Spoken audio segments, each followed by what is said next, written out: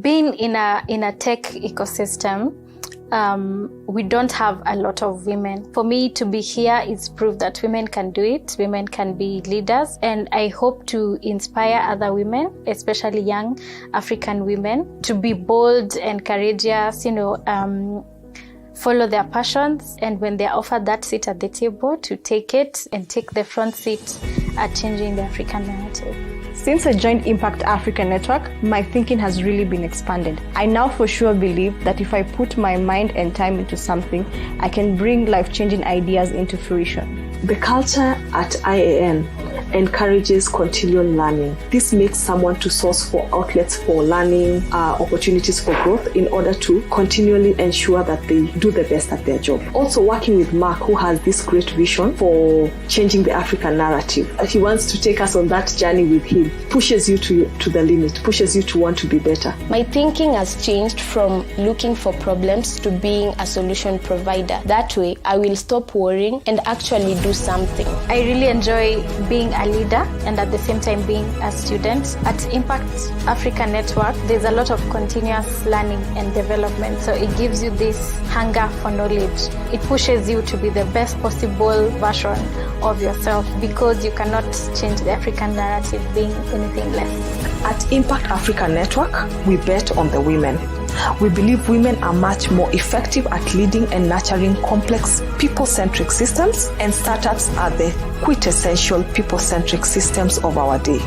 As the Women of Impact Africa Network, we will be hosting a live cast series with global female leaders and change makers, having conversations with the intent of inspiring a new generation of female leaders just like ourselves. If you or someone you know should be part of this conversation, we would love to host you. Talk to us. You can also be a change maker by helping us create more leadership opportunities for women by donating today. IAN is a registered U.S. non-profit charitable entity under Section 501c3.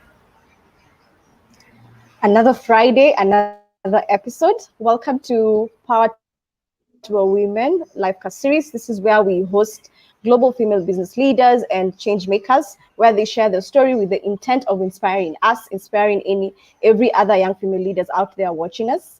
And this is brought to you by Impact Africa Network, which is a non-profit startup studio in Nairobi, on a mission to ensure that young, talented Africans participate in the digital transformation of Africa as creators and owners.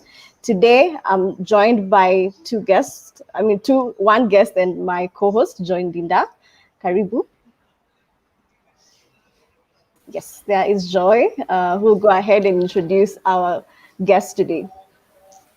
Hi, good morning, everyone. I am happy to be back for episode 7. Today we have a very interesting guest that I'm excited to introduce to you.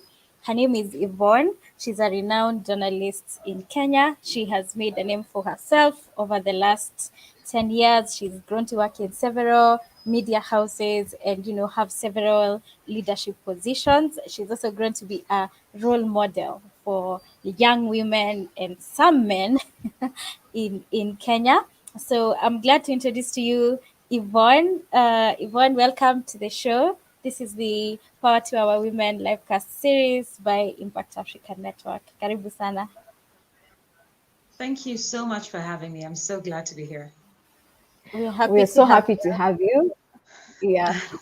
I don't know if you've watched a bit of our other episodes. We've been hosting international guests, and this for us is exciting to have a woman locally who is known, who other young women like myself want to hear, okay, what's your journey been like, and just to learn from it and lean from it. So Yvonne, tell us more about yourself. What your career journey has been. Did you always think you'd end up on the screens? Tell us more about that. So thank you for allowing me to be your first Kenyan guest. I'm really honored that I get to be your first. And such great work you've been doing with this series. So happy to be part of this. So I've been a journalist for 15 years now. Started out as a radio presenter, radio producer, and then moved on to TV production, TV hosting. And I've been holding various positions across the various media houses. I'm happy to say that I've been part of some pivotal moments in Kenya's history, including being a pivotal part of setting up Kenya and I believe the region's first 24-hour news channel, that was KTN News. And we did quite a bit of work there setting that up. So that's something I still remain proud of to this day, even though I don't work there anymore. I was heading the news strategy at KTN News. And then from there moved to where I am now, which is Citizen Television, where I head the research team. And I also produce shows, my own and some of the others, as well as hosting 2 shows now. So on Thursday, I do the news. I do what is called an explainer. I think that's something new that hasn't been done in the market lately, as well as hosting News Gang. That's been an interesting ride, which is just basically top journalists in the country sitting down and analyzing the week's events and putting some perspective, considering our experience in the media. And then I just recently started hosting a business show, which I'm so passionate about. It's called Business Now. It runs every Monday from 1:15 p.m. Maybe I'll talk a little bit about that later on. But that's what it's been like for me, 15 years. Did I always want to do this? In a sense, yes. If there are people in this live cast who are old enough, you remember there was a show on KBC, which was, was VOK and then KBC. The taxpayers broadcaster. They had a show called Children's Variety back in the day. I hosted that show for about 8 years. And then, just decided to focus on school. And then I got the best advice ever, which was to go get, an education, a proper education, get myself grounded. And after that, found myself back into the media a couple of years later. So that's been, in a very few short minutes, the journey for me. Yeah, I like that. And I'm interested to learn, you were part of the team that set up KTN, especially for women per se. Sorry, say that again. I missed that. Sorry. So you mentioned that you were part of the people who helped set up KTN when KTN started. I think for me, I just want to know, how was the media space then? Especially for you as a, can you hear me? Yes, I think talking about setting up KTN, and I think so our co-host Phyllis is having a yeah, bit of but I think I got the question. Yes, I got the gist of the question. So to be clear, KTN as a television network has existed for what would be, I believe, 30 years now. And so there was the idea to branch away and form a sister 24-hour news network that had been tried before in the market, but didn't quite succeed. And it was the biggest uphill task you could, possibly imagine. So you're setting up a 24-hour news channel that'll have news throughout the day.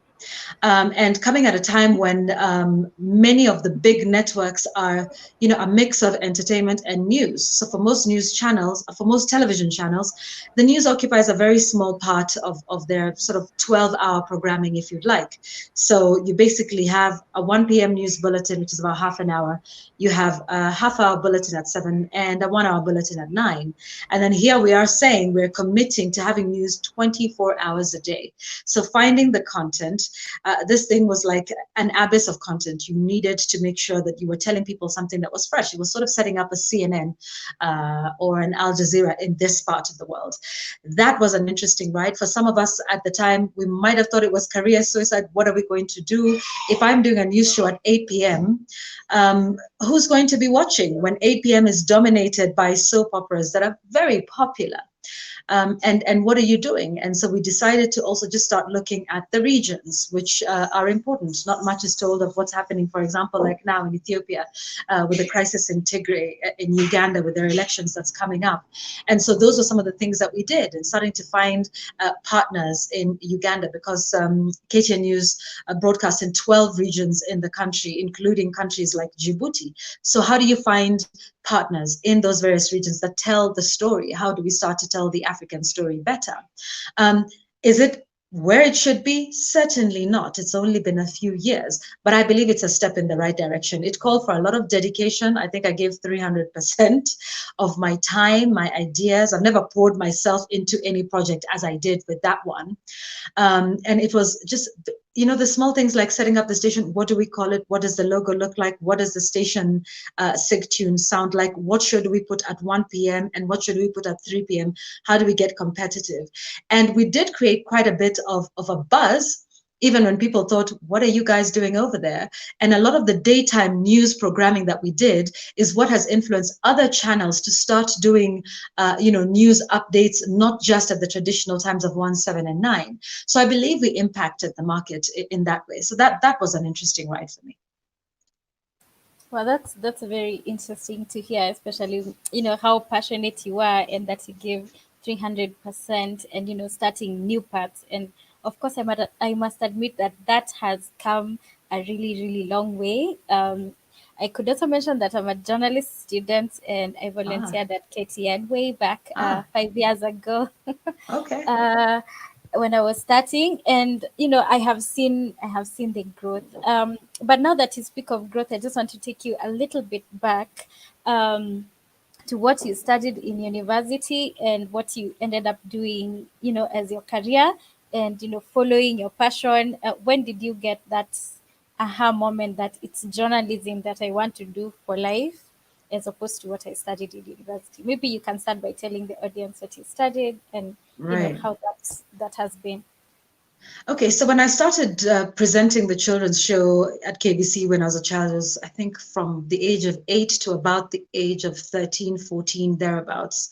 I pretty much knew then that journalism was what I wanted to do, but some of the best advice I got from many of the people who we were working with at KBC at the time, two of the producers. One was Rachel Nakitare, who is still practicing today. Josephine Karani, who was the producer of the show, she's now heading the parliamentary broadcast unit. All of the live streaming that you're seeing from Parliament, she's responsible for. And some of the best advice they gave me was this, that yes, there are people who study journalism, and kudos to them, and they're excellent at it, but that it's also a craft and it's something you can be taught. And so they told me, if there's anything else you're passionate about, go out there, study, get an education. It doesn't have to be in journalism. So that's exactly what I did. Once I got into high school, I was too old to be presenting a children's show. I needed to focus on my studies. So I left the show, did my high school, went to university, studied microbiology at the Jomo Kenyatta University of Agriculture, because as it happens, science is also something I'm equally passionate about. Right after graduating, I then started off very quickly as an intern at a radio station owned by Royal Media Services, now called Hot 96. And so I just started, at the very basics. It was learning radio production, learning to be a radio host. I think I started off doing a weekly show on Saturdays. I was doing world music, and then just learning the ropes. And then from radio production, I started hosting more shows, a mid-morning show in the weekdays, breakfast show, and then now took a chance to go to QFM, which was started by Nation Media Group. And that was also career suicide for some at the time, because I was moving from being a radio presenter to going behind the scenes and to joining a Kiswahili radio station. So I was like, what are you doing? Because, we all want the glamorous sort of jobs and the ones that, put you in front of people. But I realized I needed to further understand the craft more. And I think that's what has been important. And so there's many people who ask me, so what does microbiology have to do with media? And everybody's like, what's the relationship there? And to them, I say, no education is ever wasted. Whatever you study, it's not necessarily about the content of it, but it's the principles that you learn from it that you can then apply in your work life. Having a degree means you're trainable. And so whatever degree it is you get, it means you go into the workplace and are ready to learn and to apply some of those principles. So what are some of the principles that I learned in, being a scientist, being a microbiologist? So it's one, in science, you start with a theory or a hypothesis, and then you test it against evidence to determine whether it is true or not. And then you present that with a facts-based approach. And it is those principles that I now apply in my journalism. And so you will hear this constant phrase that is made, is the sun shining today? That would be our working hypothesis.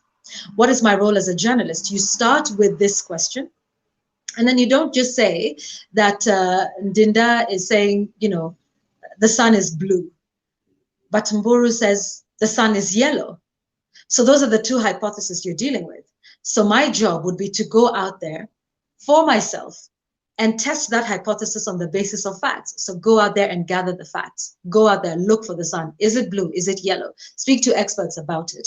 So it's all about approaching this from the basis of evidentiary and the basis of facts, and then presenting that now, you know, as a proper conclusion that is fact-based. So those are some of the principles that I learned from there, and also about explaining difficult concepts and breaking them down into ways that can be consumed by just about everybody, because we have a very wide audience.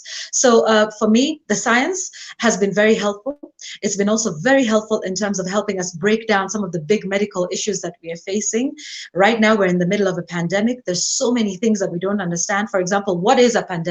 How do you explain that? Why is that different from an epidemic? Why is that different from an outbreak? What does that mean? How many times have we just had to grapple our minds, regardless of whether we are scientists or not, around the COVID-19 pandemic? What's causing it? It's a virus. What is the virus called? It's SARS-CoV-2. Has this existed in the world before? What does it mean? Why is washing your hands one of the key methods to stopping the spread of, you know, a teeny tiny unseen virus? Now there's a worldwide search for a vaccine.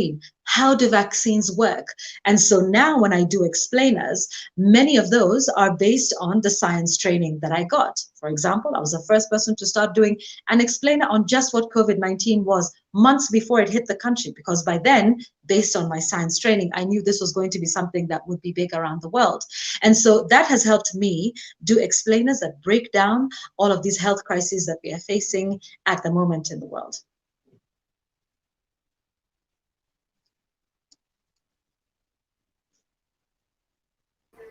Great. I think we're having a bit of internet challenges. Can you hear me? Yes.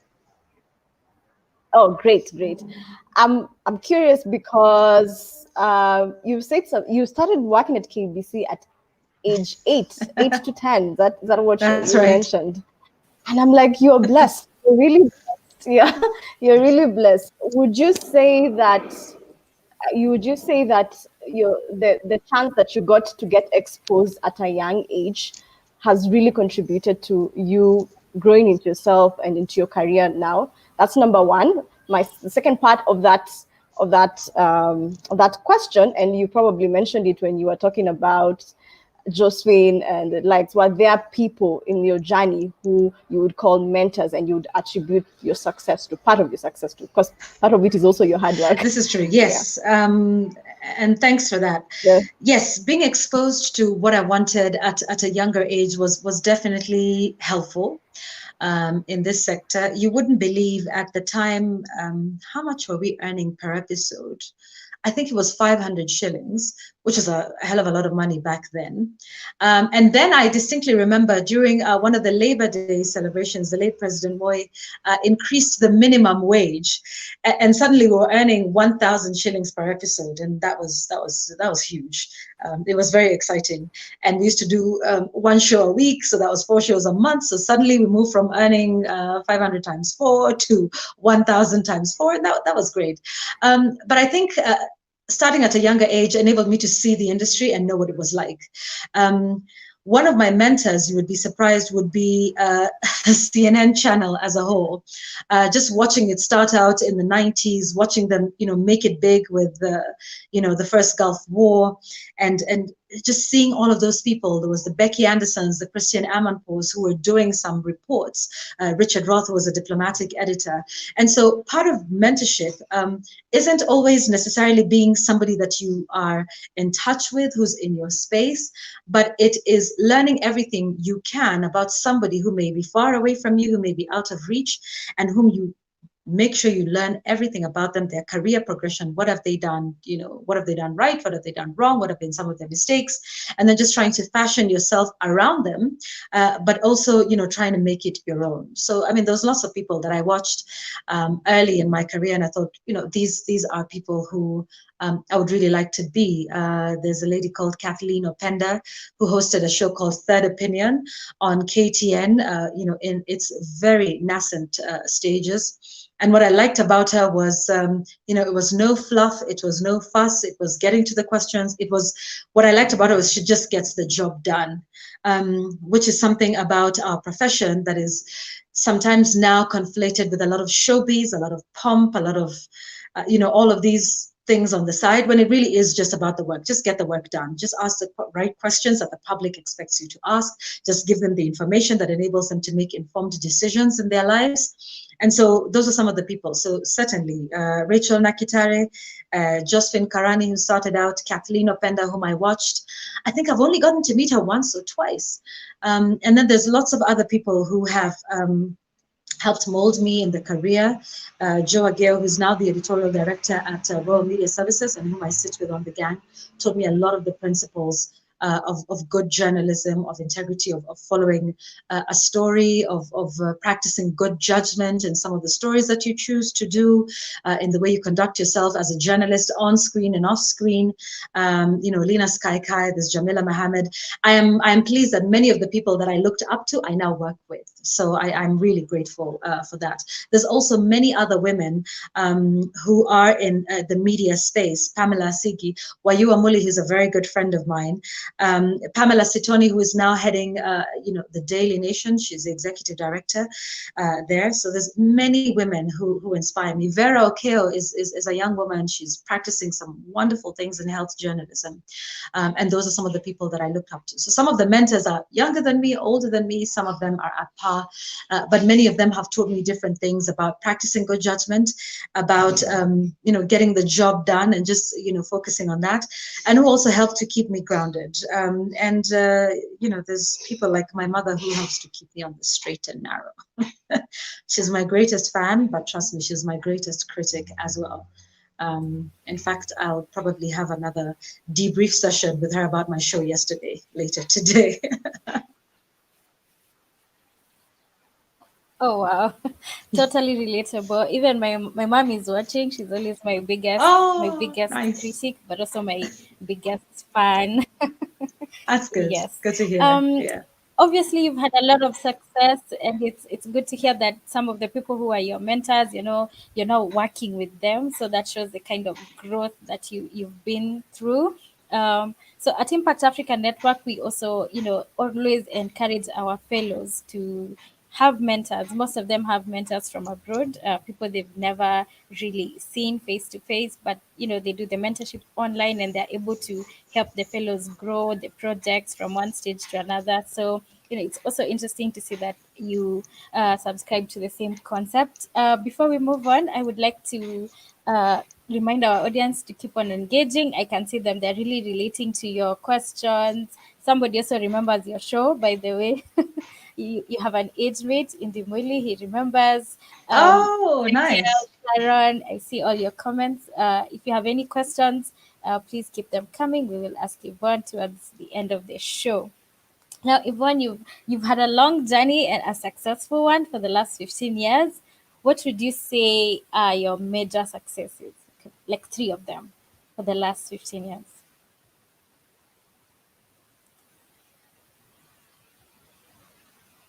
Oh no, sorry. I think our guest Yvonne just lost her internet or had some technical issues. I think we will be right back, and Phyllis as well. Phyllis, can you hear us? Are you back? Yes, I'm right here. All right. So I'm just from explaining our audience that we lost Yvonne, but as we wait for her, maybe we can go through the comments of some of the people in the audience. I see Mumbi saying, highlighting the points that Yvonne said, passion for crafts. I see Christine saying she's totally excited to be here. Um, Ezekiel. Kefa says he's 300%. There's Mugambi, who is lauding the point for breaking down difficult concepts. There's Mungai, who says it's the principles you learn and apply in university. Ezekiel says having a degree means you're trainable, which he completely agrees. And Sharon says she loves how mentors influenced and affirmed Yvonne's dreams. Yvonne, if you can hear us, Sharon has a question for you. She says, do you mentor other young people, seeing as, your own path and success was, initially implanted by mentors? Yes, certainly. And I mentor both, men and women, some of them who are new to this sector of television, and some of them who are, even outside the field of journalism. Just because I'm not sure I have their permission to mention their names here, but there's lots of people, journalists who I worked with at KTN, some who have worked with at NTV as well, and there's lots of them who, I sit with on a weekly basis. I'm watching their shows, I'm watching what they're doing, and I'm giving feedback. Some of them I'm saying, this is the direction in which you should go, providing research and lots of information, interview techniques, and that sort of thing.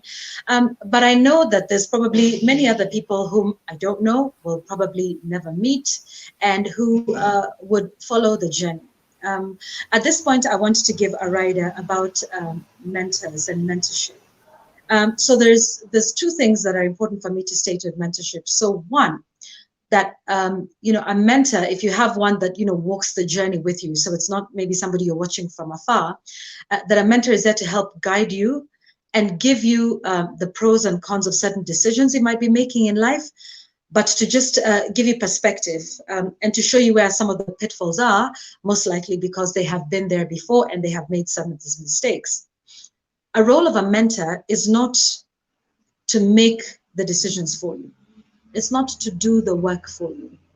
That's usually something you have to do by yourself. And that's something I've also learned from some of the mentors that I have had and the people who've mentored me. And that's one of the things that with some of the people who ask to be mentored, you want somebody to tell you, you know what, this is what you should do. This is the course you should take. This is the career choice you should make. This is what you should tell your boss if you're going to seek a pay rise or a promotion or that sort of thing. That's not the work of the mentor. The mentor's work is to tell you, when I did this, these are some of the mistakes I made so that you don't make the same. It's to give you the global perspective of the situation in which you find yourself, just for you to make that decision. They walk with you, but they will not make the decisions for you. And so sometimes I find that there's a heavy dependence on mentors, right? So you can't do anything until you speak to your mentor. So you come and ask your mentor, so what do I do in this situation? And you sort of get frustrated when your mentor isn't saying, I know what you need to do. Tomorrow you need to go and quit your job because it looks like your boss is taking you for granted. That's not what a mentor is going to do for you. That's number one. Number two, mentors are not perfect, not by a long shot. They're going to make mistakes. And so the idea of putting all of this faith, and then when they do make mistakes, you are disappointed. Remember, they're also figuring out life as they go. And remember, part of the reasons that you follow them is because you've seen some of the career progression, right? But you haven't seen some of the mistakes they made, how they learned from them, and then moved forward. Because not all of the mistakes and learnings are happening publicly, particularly for people like us who work in the public sphere. There's many things that happen behind the scenes. And so it's to not give your mentor or assign them some godly like status, right? That here they are, they're perfect, they're all knowing, they're all smart and all intelligent. Remember, they're also living their lives and they're also building their careers and that sort of thing. Okay, so I think just those are some of the two things that I wanted to mention about mentoring, going forward. That's actually great. I mean, what I pick from that is you have to do the work. So at Impact Africa, one of the things that we have as a robust program is actually a mentor network, because we know we don't have all the knowledge and we need people who've been there trying to build the companies we're trying to build and also growing in leadership. But at the end of the day, there's work that we have to do. We have to do the reading, we have to do the learning for ourselves, we have to put in the time. And I like that. I really like that you brought it out so clearly. Now, I want to jump into the reason why, first of all, one of the reasons why we reached out to you is Business Now. This is something you started recently, and I just wanted to understand what informed the decisions. I've enjoyed the conversations that you had with startups, but I just want to understand what informed the decision to do the show, and what is it trying to address, the why of the show. Okay, so yes, I heard your question. I heard Phyllis's question, I think most of it. Okay, great. Business Now we've now done 12 episodes, that's 12 weeks of the show. The idea for this has obviously something that's been a long time coming. So first of all, it was quite serendipitous actually that the first show we did was actually in September of this year, and it was 4 years to the day I graduated from a Bloomberg fellowship. I was very fortunate to participate in that. It was a 2-year mentorship learning that was sponsored by Michael Bloomberg himself, who were the first cohort, and it just took us through business journalism. And what I liked about it was they picked people some of them who are traditional business journalists, and others like myself who may have been interested in numbers but thought, okay, wait, business news, that's for the techies, it's for the super smart people, it's for the ones who understand business, or the ones who studied business administration. I got picked for this fellowship. We ran it for 2 years. And in 2016, we graduated in New York with Michael Bloomberg. And I learned a lot about how to report on business issues and why business was not just something that should be a niche, a couple of minutes in a bulletin, but should be something that is mainstreamed in terms of our news coverage and our storytelling. One of the key things that I picked up from that fellowship and that I try to apply in Business Now is business is about people. The economy is driven by people. And many times in our reporting, we focus on numbers, we focus on bottom line. We're telling people about EBITDA, we're telling people about the Forex exchange and where it is. We're telling people about the Monetary Policy Commission, and how they have, for example, yesterday maintained the base lending rate at 7%. That is very important, do not get me wrong. But very often we don't tell the story of the people that are driving business, the people that are driving change, the small businesses that are struggling every day and that form the biggest part of our economy. Our economy is largely informal, and the informal sector is responsible for up to 49% of the jobs in this country. So who is talking to these people in the informal sector? Who is telling them what they need to know? Who is breaking down simple concepts? Who is giving them the information that they need to? Right? And who is speaking to the people? Yes, we do speak to the CEOs a lot, but my sense has been that many business shows speak to the CEOs and forget that there's a whole wide range of viewers, who need access to information.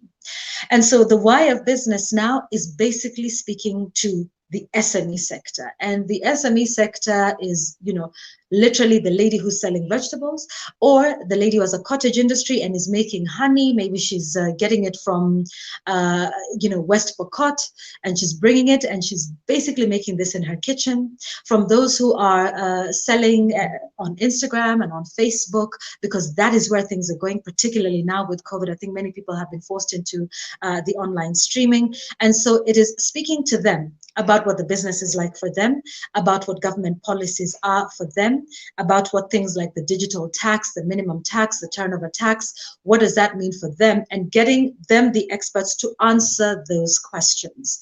And it really is also about going to the ground. And so we have many of our reporters who go out, speak to mechanics, speaking to small-time traders on the streets, and asking them, what is it you need? What's the information? What's holding you back? And so having that as the platform for them to speak, having that as the platform for them to ask the questions that matter to them, and then of course having that platform that then highlights the issues, and we know that the decision makers in this country are watching and they're listening. And so that's where we're focusing it on. If they're big terms, we break that down. And again, I'm just sort of happy to be doing explainers in every little way I can. So we have something we call the 5 with Yvonne Okwara. So it's just giving you 5 things you need to know. For example, about the startup bill, 5 things you need to know about where businesses are getting their funding from. Is it from savings? Is it from philanthropists? Is it from SACCOs? Is it from Fuliza and other digital lenders in that space?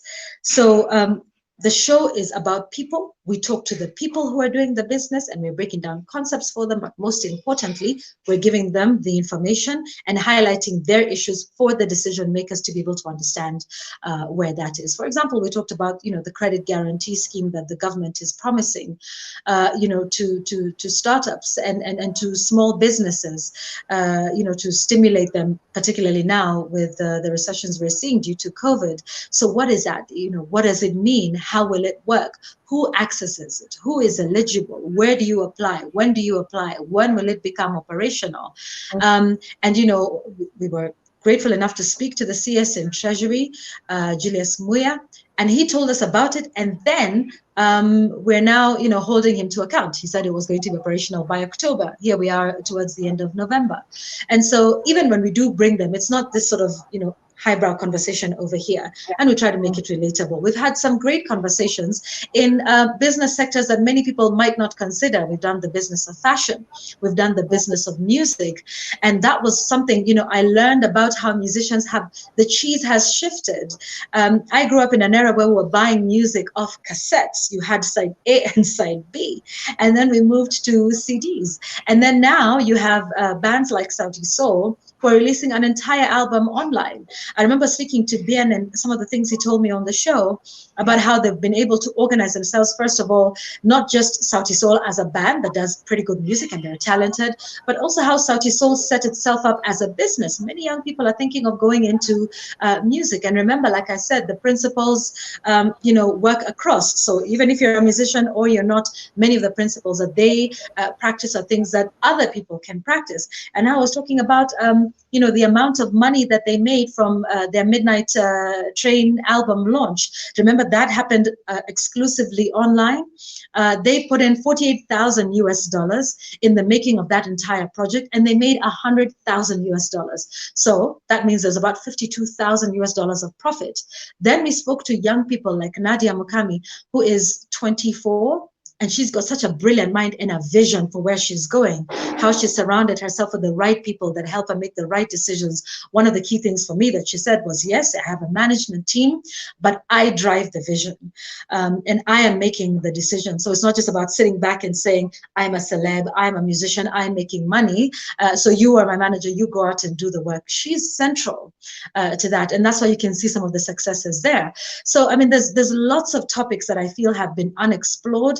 And that is the why of business now. I must give it up to you. Good job on creating a platform for the people who are not known. It's not just the business people who've made it or we know about in the media. I think that's a very good thing, which is something we also strive to do at Impact Africa Network. We actually have a podcast called Chinyamaji, and from the name, it highlights, especially from the startup world, people who you will not see them on newspaper, or maybe if you see them, it's once every quarter or something like that. But they have something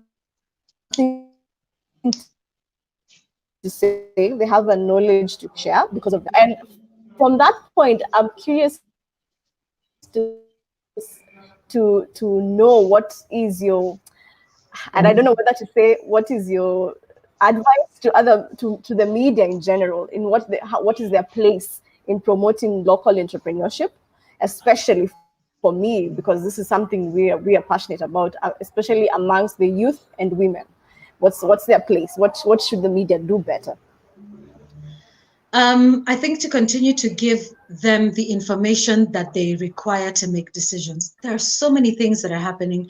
There's so many opportunities that exist. There are so many funds that exist for them. And what they're looking for is the right type of information. So I want to understand what this means. What does the turnover tax mean for me? What is the digital tax all about? How will it affect me? How will it be charged? it's to continue, one, to give them the information that they need and to speak to them. I think one thing also we need to do about, just business journalism in general is it needs to be more at the center of our reporting, like across the board. And that is something I think, without doubt, all of us, regardless of the media houses we work for, need to do more. I'm still bothered by the fact that business news gets 5 minutes in what is a 1-hour bulletin, and even the placement, we're still very traditional in our thinking, but we will get there. There's been a lot of threats to our business and how we do it. Are we responding as fast as we can? Perhaps not. We definitely need to do more. I don't see why we can't start off a news broadcast with a business story that is big, impactful, in the way we choose it, the way we choose to tell the story. That's number one. Number two, and I think it's to continue to highlight many of these small businesses and what they're doing and what they're doing right, to continue to tell those stories.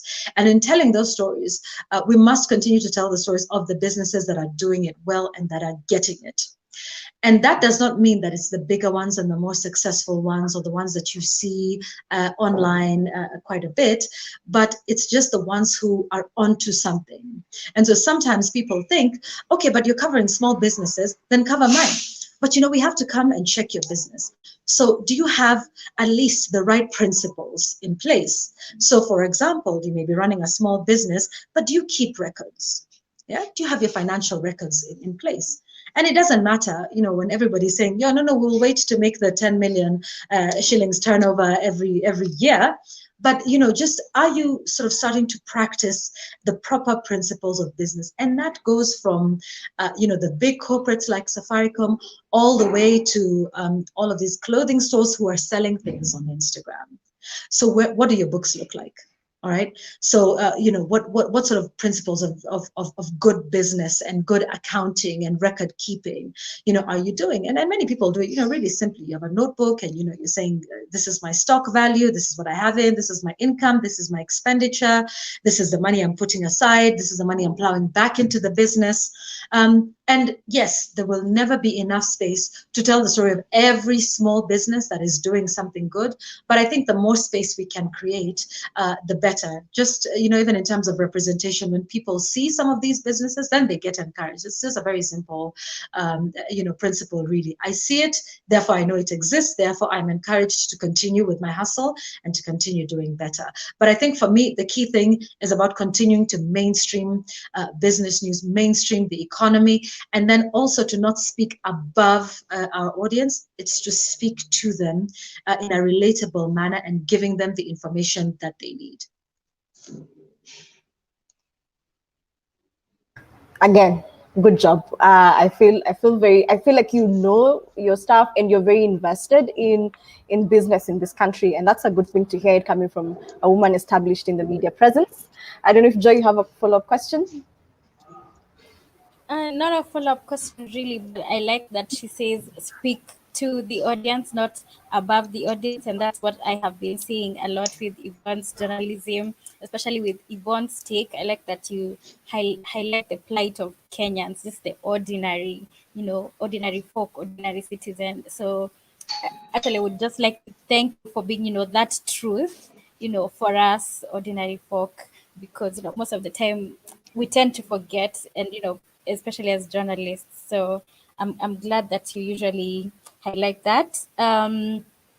So I would like to thank our audience again for participating. We are about to jump into the last segment where we ask the audience questions and a little bit of quick fire questions. I'm just going to highlight some of the audience questions. I see Indibuli saying good question. Yeah, business news gets only 5 minutes, in a whole hour of a news bulletin. Evelyn likes Yvonne's passion. Who else is here? Somebody says great angle for the new show. You localize business information and center it on people. That's what the audience needs, not just numbers. I see Mombi has a question for Yvonne, which we'll ask in just a bit. Winnie likes the maximum accountability. She says, wow. Kefa, surround yourself with the right people that will help you to make the right decisions. So, those are very important pointers. Before we move on to the quick fire questions, Mumbi, had a question. What led you, Yvonne, to the platform that showcases business on Business Now? In what sense? Well, so I've always wanted to do a business show, and there hasn't been one at Citizen for a couple of years, and I think it just came at the right time. When the focus continues to be on small businesses in the country and the very critical role they play in holding the economy, and I think just to continue to speak to them and to give them the right information that they seek. I think that was the idea behind Business Now. Awesome. So time is almost up. 45 minutes have already run out. So I'm just going to go straight to the quick fire questions before we are out of time. The first one, Yvonne, is what is one mistake you frequently witness women making in the workplace? It's not telling the stories of their success and achievements in the workplace. So you do a good job, just make sure the people that you work with and that you work for know what you're doing. And so there's a difference between being arrogant and just telling them that, hey, there was this thing that I did. Remember, everybody is busy working on what they're working on. But as women, we often wait and sit to be recognized rather than saying, there's this thing that I have done and I thought it was really good. And it's to actually note down, what you do, the impact it has had, and then make sure that your boss knows that this is what you've been doing. There's no other way he's going to know, unless you tell him. Yes, they notice, but it is important to continue to tell the story of the work that we continue to do. I think we don't do that enough. We sit and shy, in the corner and say, I hope they will see it. I'm sure they will see it. They do, but it's good to tell them anyway. That's actually perfect. really As true. women, we really need to be confident in ourselves. We can do it and represent, ourselves in that manner. Yeah, so I know it's a quick fire, but it's also just putting up your hand and offering yourself. We often think we will be spotted. The opportunity is not, going to walk around the room and get to the back of the room and find the person who's most deserving. You have to put yourself up. And even if you don't know, take up the assignment, learn about it. You will make mistakes, I guarantee you, but you will learn and be better. So put yourself forward for opportunities. Raise your hand in the room all the time. Absolutely. And that is great because at Impact Africa Network we have really young fellows, people who are just straight from university, and some of them are stepping into leadership positions for the first time. So what would you tell a young woman stepping into a leadership position for the very first time? So I think it would be to guard yourself with information. Once you get into leadership, you will know that suddenly you were with your peers and suddenly you are now one rank above them. So how do you conduct yourself with that? Get some education, and some of this you can do online, about leadership, about the role that you play. Educate yourself about the role that you play. And then also just be a lot more aware of what you say, what you don't say, and how you behave. Because once you're a leader, everybody is looking at you for both what you say and what you don't say, what you do and what you don't do. And it's definitely going to change you. And the one thing I would say about once you get into leadership, it'll be the hardest thing you will ever do. And it'll be tough because suddenly the people who you are friends with and having lunch with are the people who now suddenly you're in a supervisory role. And to just pray about it as well. Lots of prayer, lots of learning, and just be more aware of how you carry yourself, because now, you are in a higher position. Exactly. I like that you said learning, because we like to just bury ourselves, learn all you can. We can't emphasize learning enough. Yeah. And listening. Well, oh yes. Go on. That's going to be listen. In fact, as a leader, you probably listen more than you will ever speak. When you are in a lower position, your work is to speak because you're always speaking for your rights. You're always saying, this is what's working, this is what's not, we'd like more of this. But as a leader, listen. Yes. Our guest last week actually mentioned that we should go on a listening tour, like have lunch with our mentors, people you look up to, just listen. Go and pick their brain and listen and learn. So that's an absolutely great point. Our viewer Wairimu has a question. She says, "Hey Yvonne, what's your advice for a young African woman focused on bravely delivering unsanitized, I think you meant, content in an industry that makes it difficult for women?" Be yourself, be authentic. I think is the number one thing I would say. It's definitely harder for women, but the one thing I think that has worked for me is I know who I am. I have my values, I have my principles, and that is set on very early in your career. That's the number one thing you need to do. Decide who you are, what you stand for, what your principles and values are, and that is what guides you. And to just be authentic and get down and do the work.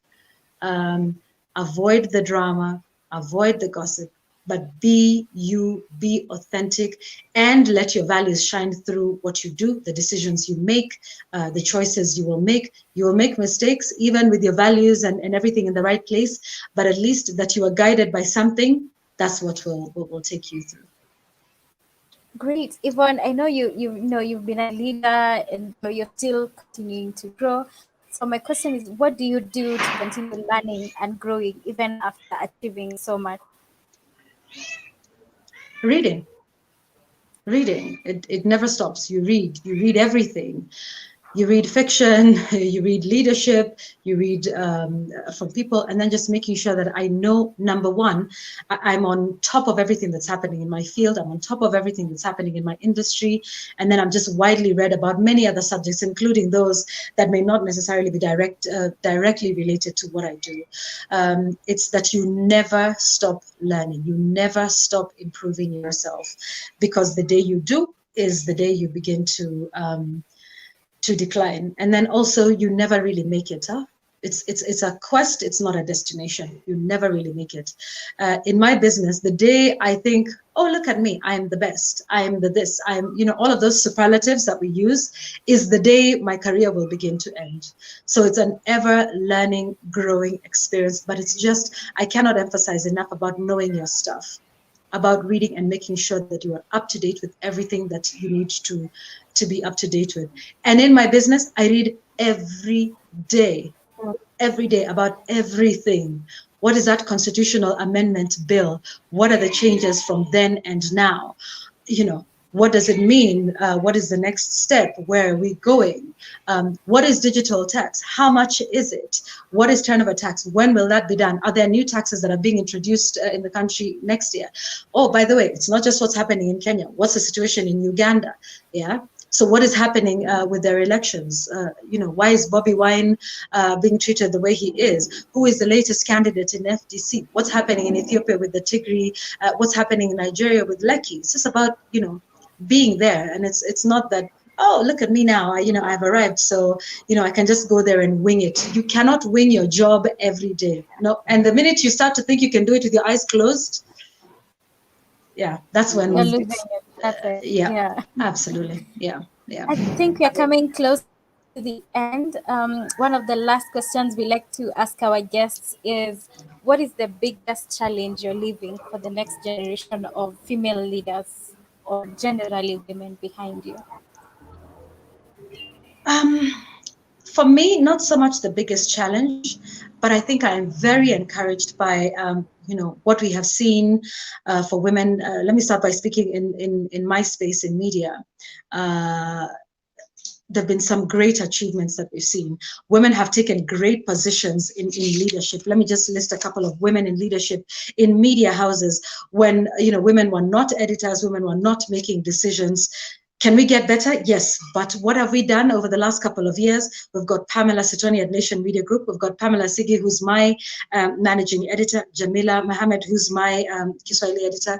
Ellen Manjura is heading KTN and KTN News. You've got Wayua Moli, who's taking NMG in a new path as they're now seeking to change their business model, putting up paywalls and that sort of thing, and finding new ways, for media houses to make money. There's Vera Okeo, who's doing some wonderful things at Daily Nation.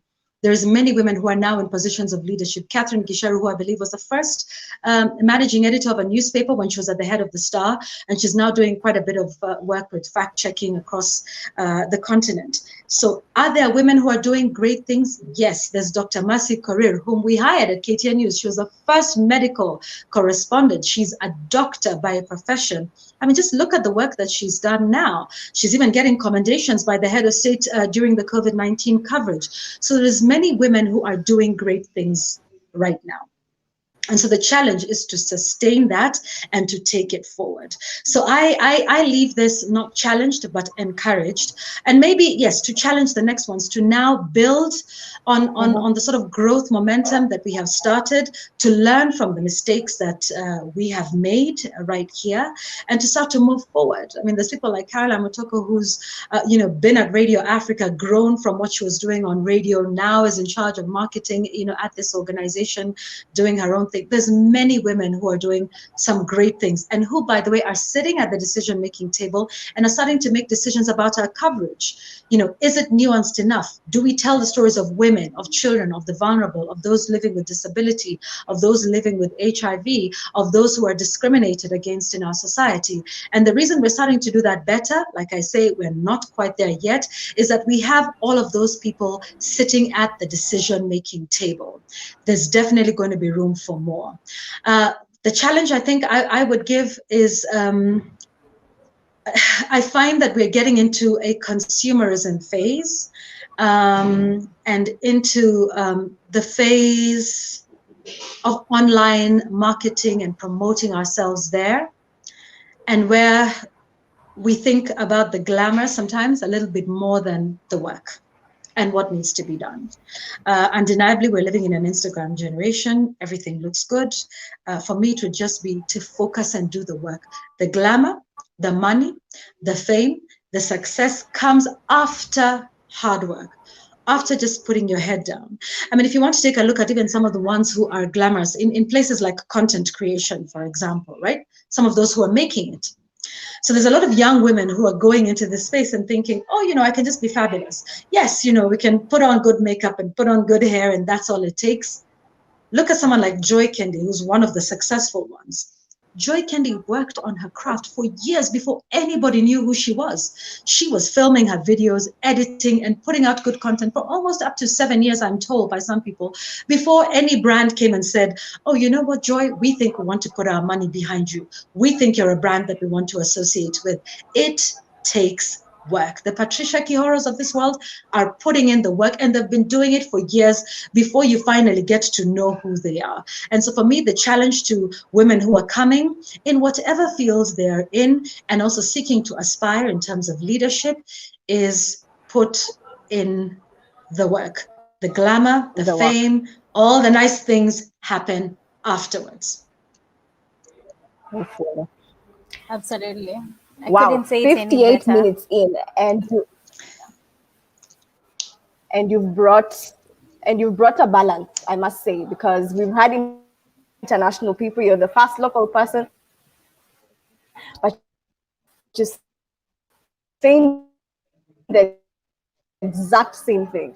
We have to put in the work. There's no shortcut to success, to being great at what you do, to being a great female leader. Thank you so much, Yvonne, for making the time, for taking time off your day after I remind you this, because it helps us do the work we're doing, building leaders, providing platform for women such as myself and many others. And if you'd like to support us or join this mission, you can do so through our micro donations campaign, which is $20 a month. Yes, thank you. Thank you, guys. Thank you. And I'm really encouraged by all the work that you're doing. Thank you very much. All right. Thank you, Yvonne, for making time, and thank you to our audience. You've been so active. Unfortunately, I couldn't read or ask all your comments. But, join us next week, Friday. This live cast happens every week, Friday. So join us. Unfortunately, this is all we had time for. Thank you. Thank you. See you next week. All right. Thanks.